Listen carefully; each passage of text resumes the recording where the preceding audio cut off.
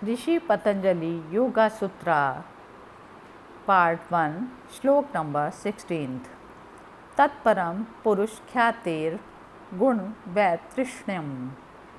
That is extreme non attachment which gives up even the qualities and comes from the knowledge of the real nature of the Purusha. Commentary on Sri Patanjali Yoga Sutra by Swami Vivekananda. It is the highest manifestation of the power of Vairagya when it takes away even our attraction towards the qualities. We have first to understand what the Purusha, the self, is and what the qualities are. According to yoga philosophy, the whole of nature consists of three qualities of or forces. One is called tamas, another rajas, and the third sattva. These three qualities manifest themselves in the physical world as darkness or inactivity, attraction or repulsion, and equilibrium of the two. Everything that is in nature, all manifestations are combinations and recombinations of these three forces. Nature has been divided into various categories by the Sankhyas. The self of man is beyond all these, beyond nature. It is effulgent, pure, and perfect. Whatever of intelligence we see in nature is but the reflection of this self upon nature. Nature itself is insentient. You must remember that the word nature also includes the mind. Mind is in nature, thought is in nature, from thought down to the grossest form of matter. Everything is in nature, the manifestation of nature. This nature has covered the self of man, and when nature takes away the covering, the self appears in its own glory. The non attachment, as described in aphorism 15 as being control of objects or nature, is the greatest help toward manifesting the self. The next aphorism defines samadhi, perfect concentration, which is the goal of the yogi. Number 17. Vitark vicharanand smita rupanugamat sampragyatah. The concentration called right knowledge is that which is followed by reasoning, discrimination, bliss, unqualified egoism. Commentary on Sri Patanjali Yoga Sutra by Swami Vivekananda. Samadhi is divided into two varieties. One is called the Samprajnata and the other is Asamprajnata. In the Samprajnata Samadhi come all the powers of controlling nature. It is of four varieties. The first variety is called the Savitarka, when the mind meditates upon an object again and again by isolating it from other objects. There are two sorts of objects for meditation in the 25 categories of Sankhyas. First, the 24 insentient categories of nature. Second, the one sentient Purusha. This part of yoga is based entirely on Sankhya philosophy, about which I have already told you. As you will remember, egoism and will and mind have a common basis, the chitta or the mind stuff, out of which they are all manufactured. The mind stuff takes in the forces of nature and projects them as thought. There must be something again where both force and matter are one. This is called avyakta, the unmanifest state of nature before creation, and to which, after the end of a cycle, the whole of nature returns to come out again after another period. Beyond that is the Purusha, the essence of intelligence.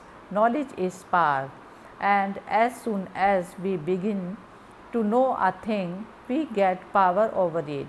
So, also, when the mind begins to meditate on the different elements, it gains power over them. That sort of meditation where the external gross elements are the objects is called savitarka. Vitarka means question. Savitarka with question, questioning the elements as it were, that they may give their truths and their powers to the man who meditates upon them. There is no liberation in getting powers.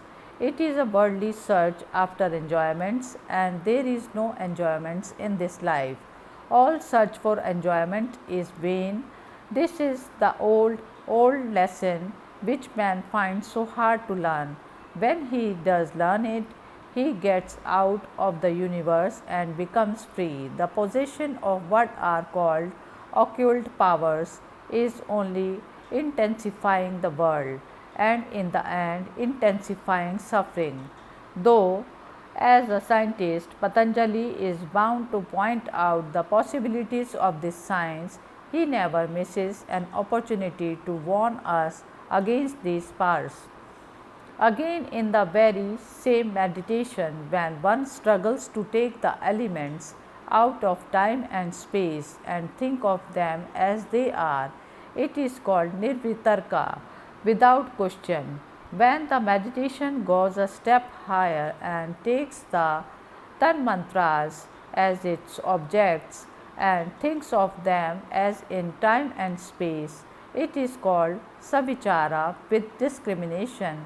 And when in the same meditation one eliminates time and space and thinks of the fine elements as they are, it is called nirvichara without discrimination.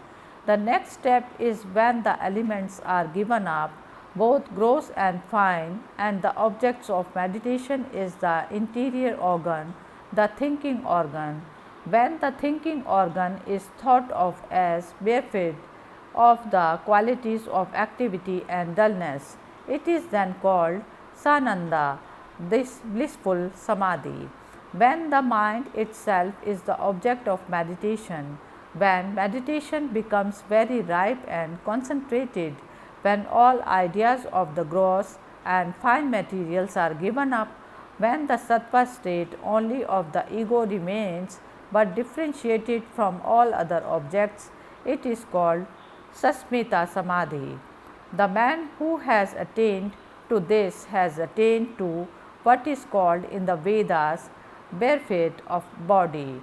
He can think of himself as without his gross body, but he will have to think of himself as with a fine body. Those that in this state get merged in nature without attaining the goal are called prakritiliyas, but those who do not stop even there reach the goal, which is freedom. Slok number 8. Viram प्रत्यय या vas पूर्व संस्कार शेष्यो अन्य. There is another samadhi which is attained by the constant practice of cessation of all mental activity, in which the chitta retains only the unmanifested impressions. Commentary on Sri Patanjali Yoga Sutra by Swami Vivekananda.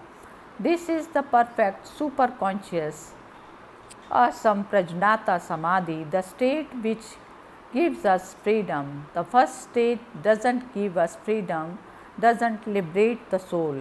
A man may attain to all powers and yet fall again.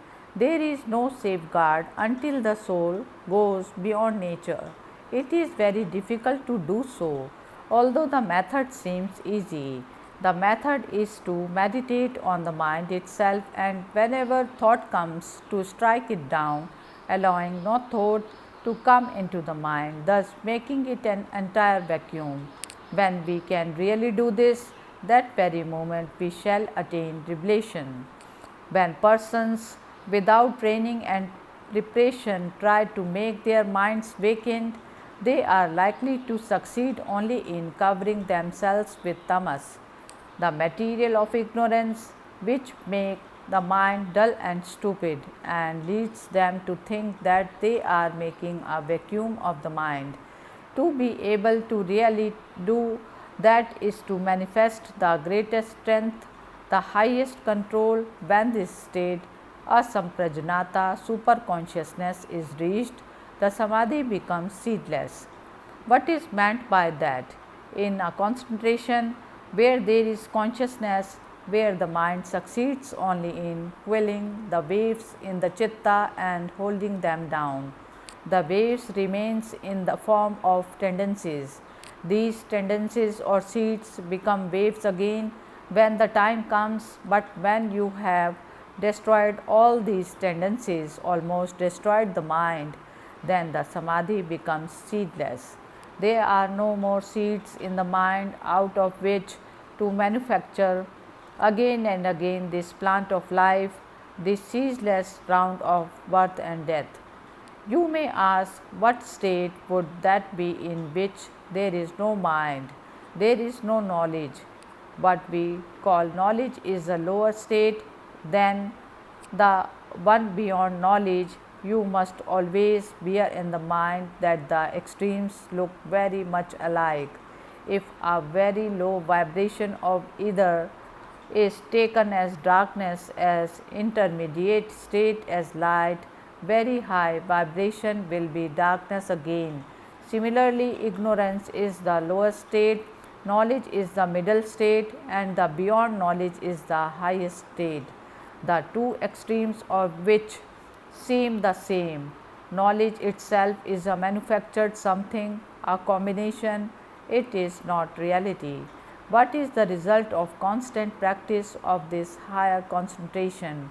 All tendencies of restlessness and dullness will be destroyed, as well as the tendencies of goodness too. The siege is similar to that to the chemicals used to take the dirt and alloy of gold.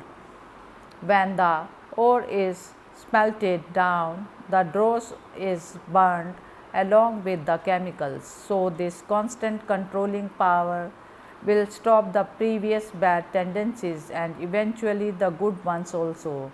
Those good and evil tendencies will suppress each other, leaving alone the soul in its own splendor, untrammelled by either good or bad, or the omnipresent, omnipotent, and omniscient.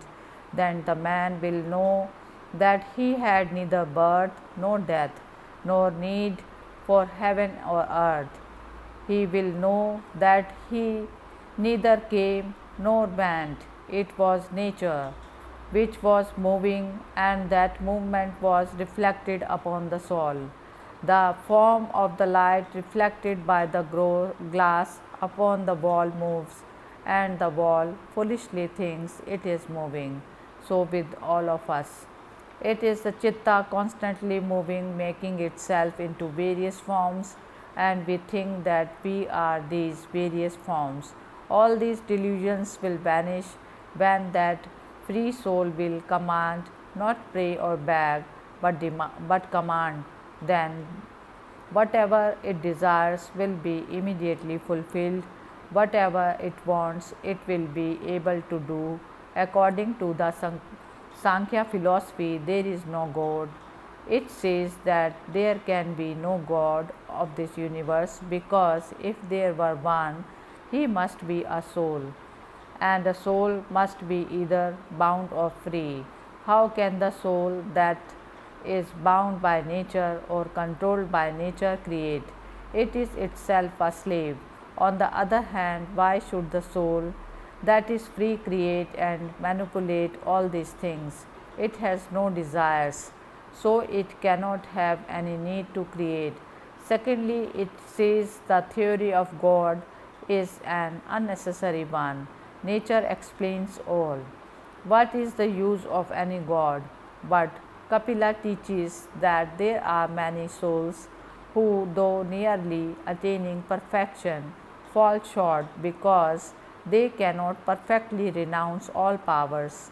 Their minds for a time merge in nature to re-merge as its masters.